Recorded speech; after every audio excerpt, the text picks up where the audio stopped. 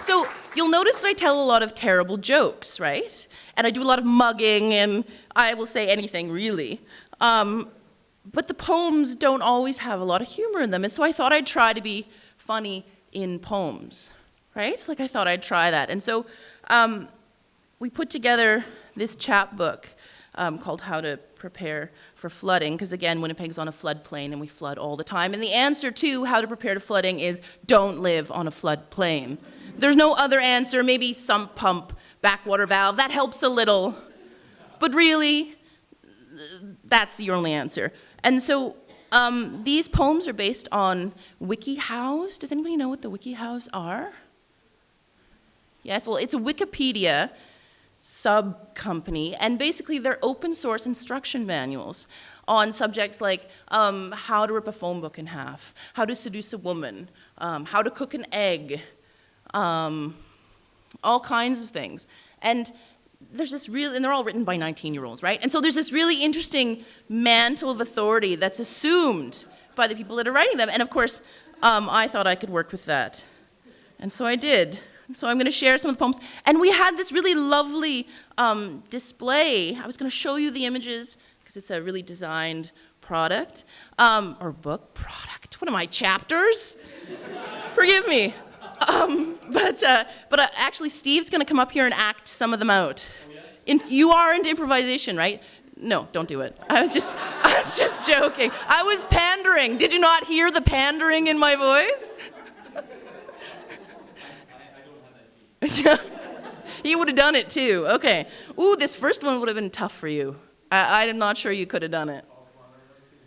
Okay, I'll read the first stanza, and then you can see whether or not you think he could have done it. In the woods, the man who took off his pants to spook fat dog walkers and ancient slow birders can't get it up. See, I'm being kind, or as kind as I can be, really.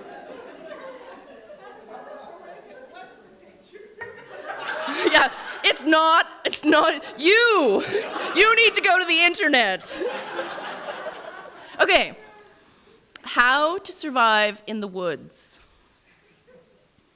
And the epigraph, and this is taken directly from the WikiHow, is tip 1. Stand still and look around carefully. Wherever you are will become your point 0. Find a way to mark it using a spare piece of clothing, a pile of rocks, a sheet of paper, or anything easily visible from a distance. Are you ready? In the woods, the man who took off his pants to spook fat dog walkers and ancient slow birders can't get it up. Nearby, the foreleg of a deer in a tree, the first joint clean to the bone.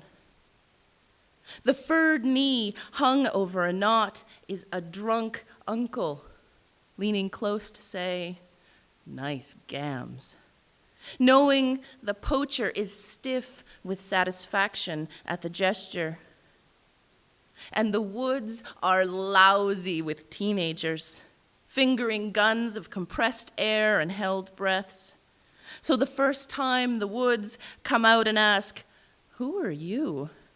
Its green voice breaks. You can marshal yourself against the bloody leer of unleashed dogs, the gnashed throats of mallards, but you can't plan for the glimpse between trees of childhood in the clearing, the slide of city shoes on the shield's chipped teeth, how the word wild has begun to beg, as a half-starved bear begs, defeated, but with one eye on the toddlers and lapdogs. Okay. So that's the second page. There would be a lovely slideshow if the tech had worked out, bloody tech. And that's my big head, yes, in case you were wondering. How to water your lawn effectively.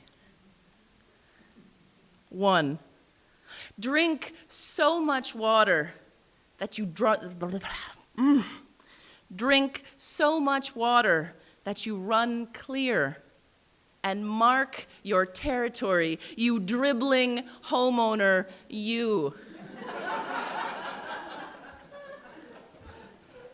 2, being neither a cooper nor a carpenter, invest in the sour emptiness of whiskey barrels.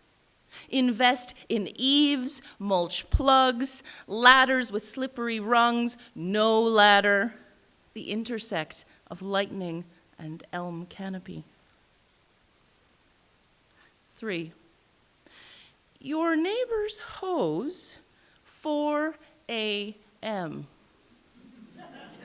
Dreams of running water, of loss. Mouth to bronze spout, you know. This is what happens when the nail in your veins is loosened. This is the taste of a mouthful of change.